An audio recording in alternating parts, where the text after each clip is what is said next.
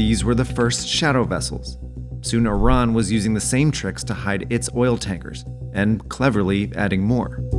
They would get a really old, clunky ship, and they would send it to a shipyard that wouldn't ask too many questions, of course.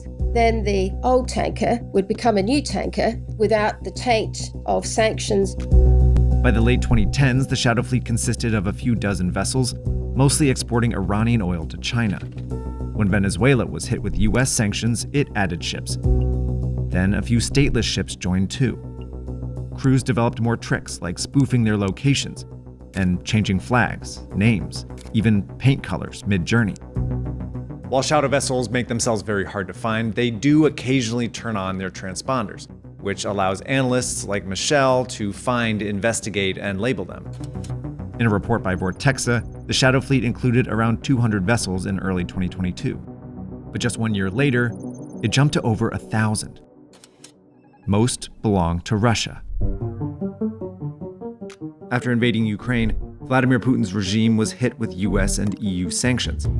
So it bought hundreds of aging tankers and ran the shadow fleet playbook to keep its oil moving, mostly to buyers in China and India.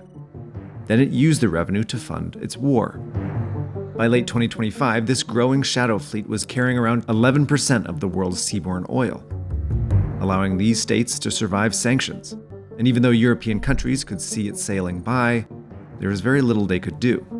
All ships have what's called the right of innocent passage under the United Nations Convention of the Law of the Seas, which has allowed, especially in the case of Russian dark fleet vessels, for them to go through the coastal waters, the English Channel, Danish Straits, etc., to load Russian oil.